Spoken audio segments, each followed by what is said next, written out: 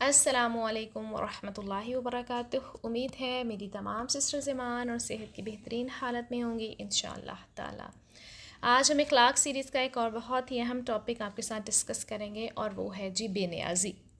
अच्छा, बेनियाज़ी एक ऐसी फीलिंग होती है कि दुनिया में क्या हो रहा है नहीं हो रहा है, आपको ना बहुत ज़्यादा इफ़ेक्ट नहीं होता उसका। आपको ये पता होता है कि अगर तो ये मेरे अल्लाह के अहकामात के मुताबिक है ना, तो फिर तो मैं इसमें इंटरेस्ट लूँ, और अगर अल्लाह के अहकामात के मुताबिक नहीं है ये चीज़ तो मैं इसमें इंटरेस्ट ना लूँ। यानी इंटरेस्ट नहीं रहता आपका लगवियात में, फ़जूल चीज़ों में। अल्लाह ताला के अहकामात को जब मानते हैं ना, तो हमारा जो दिल है ना वो मुतमईन रहता है। और फिर हम ये नहीं कहते कि फ़लाँ ने ये कह दिया तो फ़लाँ ने ये कह दिया तो मैं इसकी बात सुनूं कि मैं उसकी सुनूं। लेकिन अक्सर लोग पता क्या समझते हैं कि दुनिया से बेनियाज़ी बरतने का मतलब ये है कि दुनिया की नेमतों और रिज़्क़ के हसूल की कोशिश ही ना की जाए।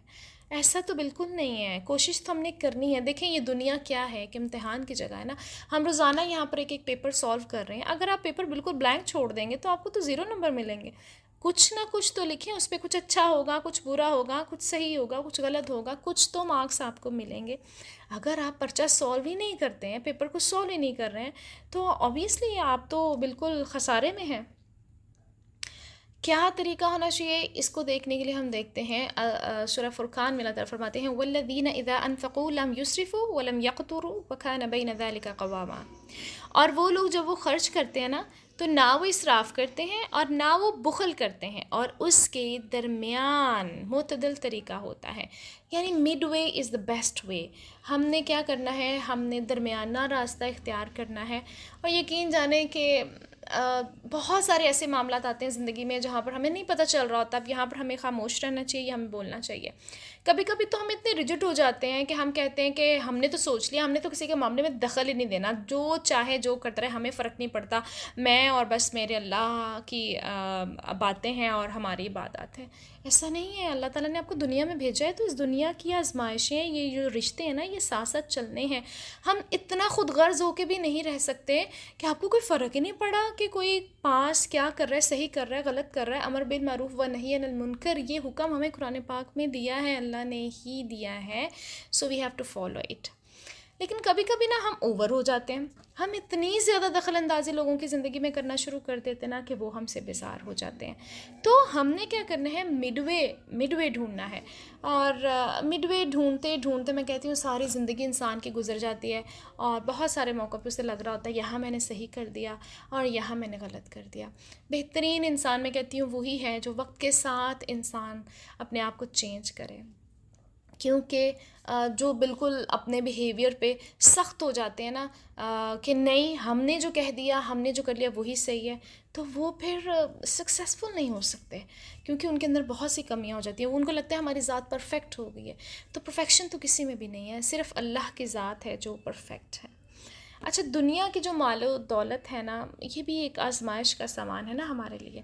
तो चले हम देखते हैं सूरह ताहा में अल्लाह ताला क्या फरमाते हैं। अल्लाह ताला का इरशाद है, और निगाह उठा कर भी ना देखो दुनियावी ज़िंदगी की इस शान व शौकत को जो हमने इनमें से मुख्तलिफ़ किस्म के लोगों को दे रखी है। वो तो हमने उन्हें आजमाइश में डालने के लिए दी है, और तेरे रब का दिया हुआ रिस्क ही बेहतर और बाकी रहने वाला है। अल्लाह अकबर। तो हम जिन चीज़ों को नेमतें समझ कर मज़े कर रहे होते हैं, बेशक वो नेमतें हैं, लेकिन इन नेमतों का जवाब भी तो हमें देना है ना। कुरान पाक में क्या आता है, वला तुसअलुन्ना यौमा इज़िन अनिन नईम, कि तुमसे उस दिन फिर पूछा जाएगा इन नेमतों के बारे में, तो क्या जवाब देंगे हम। इसलिए ये जो नेमतें हैं ना, ये हमारे लिए आजमाइश हैं, उनसे फ़ायदा भी उठाएं, लेकिन बच बच कर, फूंक फूंक कर कदम रखें कि कहीं हमसे कोई गलती ना हो जाए, ना शुक्री ना हो जाए, और अल्लाह ताला हमसे कहीं ये नेमतें छीन ना लें। अब अमीरी जो होती है ना, वो सिर्फ़ हम समझते हैं कि मालो दौलत, पैसा हमारे पास आ जाए तो हम अमीर हो गए। नहीं, दिल का गनी होना जो होता है ना, वो है असल अमीरी। नबी अकरम सल्लल्लाहु अलैहि वसल्लम ने फरमाया, अमीरी ये नहीं है कि सामान ज़्यादा हो, बल्कि अमीरी ये है कि दिल गनी हो। तो हमने अपने दिल को गनी करना है, हमने अपने घरों को सामानों से नहीं भरना। सीना जो है ना, वो भी हमने गिना से भरना है। नबी अकरम सल्लल्लाहु अलैहि वसल्लम ने फरमाया, अल्लाह ताला फरमाते हैं, ए इब्ने आदम, तो मेरी इबादत के लिए फ़ारिग हो जा, मैं तेरा सीना गना से भर दूँगा और मोहताजी को तुझसे दूर कर दूँगा। और अगर तू मेरी इबादत के लिए फ़ारिग ना हुआ तो मैं तेरे दोनों हाथ कामों से भर दूँगा और तुझसे मोहताजी दूर ना करूँगा। अल्लाह अकबर। ये जो हदीस है ना, ये मुझे बहुत ही पसंद है और इट्स माय पर्सनल एक्सपीरियंस अल्हम्दुलिल्लाह कि वाकई जब हम अल्लाह ताला की इबादत में लग जाते हैं ना, तो सारे काम आसान हो जाते हैं।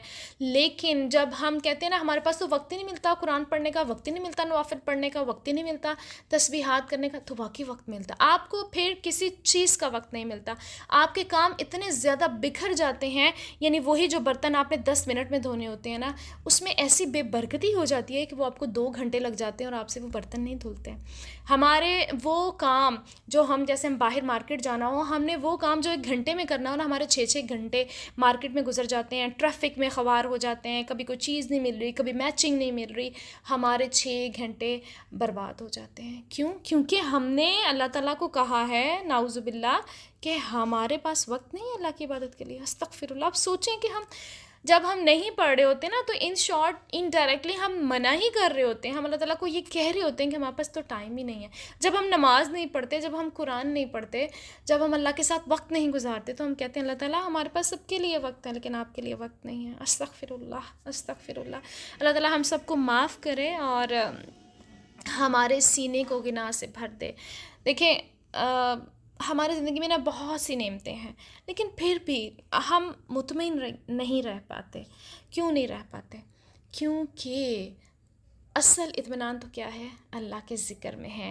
मुतमईन ज़िंदगी गुजारने का एक तरीका है। हज़रत मोहम्मद सल्लल्लाहु अलैहि वसल्लम ने फरमाया, जब तुम में से कोई शख्स किसी ऐसे आदमी को देखे जो माल और शक्ल सूरत में से बढ़कर है, तो उस वक्त उसे किसी ऐसे शख्स की तरफ ध्यान करना चाहिए जो उससे कम दर्जा है और इसे उस पर फजीलत दी गई है। अल्लाह अकबर। यानी एक सादा सा असूल हमें बता दिया गया है मुतमईन रहने का। ऑब्वियसली जब हम अपने से किसी नीचे वाले बंदे को देखते हैं, मतलब जिसे हम लो स्टैंडर्ड कहते हैं आज की लैंग्वेज में, तो फिर हमें लगता है कि अल्लाह अकबर, या अल्लाह ताला तेरा कितना करम है, तेरा कितना शुक्र है। जब आपको लगे ना कि आपके हस्बैंड जो हैं वो बहुत ज़्यादा इनकॉपरेटिव हैं आपके साथ, आपकी बातें नहीं मानते हैं, तो क्या करें? आप उन लोगों को देखें जिनके हस्बैंड्स उनके साथ हर वक्त लड़ते झगड़ते रहते हैं, मार कुटाई करते हैं, अब्यूज़ करते हैं, फिर आपको पता चलेगा नहीं, मेरे हस्बैंड तो बहुत कोऑपरेटिव हैं। आप अपने बच्चों को देखें, बच्चों के लिए हम हर वक्त ना शुक्र के कलिमात बोलते रहते हैं, तुम तो अच्छे हो ही नहीं हो, तुम तो ऐसे ही हो, तुम तो हो ही नहीं सकते, ऐसे कलिमात बोल के एक तो हम उनको भी मेंटली टॉर्चर कर रहे होते हैं, और दूसरा ये है कि हम अल्लाह की नेमतों की नाशुक्री भी कर रहे होते हैं ना। उन लोगों को देखें जाकर जिनके बच्चे वाकई अल्लाह अकबर फरमाबरदारी नहीं करते और कितने गलीज़ और गंदे कामों में मुब्तला हैं, तो अल्हम्दुलिल्लाह हमारे बच्चों से बहुत बेहतर हैं। तो बस हमने ऐसे ही अपने आप को समझाना है, हमने अपने दिल को बेपरवाह रखना है, क्योंकि सैयदना अबू सईद खुदरी रज़ी अल्लाह तआला अन्हु से रवायत है कि अंसार के चंद लोगों ने रसूलुल्लाह सल्लल्लाहु अलैहि वसल्लम से कुछ मांगा, तो आप सल्लल्लाहु अलैहि वसल्लम ने उनको दे दिया। उन्होंने फिर मांगा तो आप सल्लल्लाहु अलैहि वसल्लम ने उनको दिया। यहाँ तक कि जब तमाम ख़त्म हो गया ना, जो भी आप सल्लल्लाहु अलैहि वसल्लम के पास था, तो फरमाया मेरे पास जो कुछ होता है इसको हरगिज़ तुमसे बचा कर ना रखूँगा, और जो सवाल से बचे अल्लाह ताला उसे बचाता है, और जो अपने दिल को बेपरवाह रखे अल्लाह ताला इसको बेपरवाह कर देता है, और जो कोई सब्र की आदत डाले अल्लाह ताला इसे सब्र दे देता है, और कोई अता सब्र से ज़्यादा बेहतर और कुशादगी वाली नहीं। सुभान अल्लाह, अल्हम्दुलिल्लाह। तो अल्लाह ताला हमें ये सब्र करने की आदत डाल दे और हमें बेपरवाह कर दे, यानी हमारे दिलों में लालच ना हो। अल्लाह की तरफ से जब हमें गिफ्ट्स मिलते हैं, सो हमें उसको खुशी से एक्सेप्ट करना चाहिए, लेकिन हमें लोगों के पीछे नहीं पड़ जाना चाहिए, मांगना नहीं चाहिए लोगों से, और अपने दिल में बस हमें यही सोच पैदा करनी है कि हमें कोई फ़र्क नहीं पड़ता, उसको अल्लाह ताला ने दिया, अल्लाह ताला उसको और ज़्यादा दे, लेकिन अल्लाह ताला मुझे भी दे। तो बस हमने अपना जायज़ा लेना है कि क्या दूसरों की कोई नेमत देखकर आपका दिल बेचैन तो नहीं होता। फिर हमने अपनी नमाज़ों का जायज़ा लेना है कि इसमें कितना खुशू खुज़ू होता है और दुनिया की कितनी फ़िक्र हमें रहती है, ठीक है। और फिर अपनी चीज़ों का जायज़ा लें कि आप कम से कम कितनी चीज़ों के साथ ज़िंदगी गुजार सकते हैं, यानी कम से कम चीज़ें आपने यूज़ करनी है, ज़्यादा से बचना है।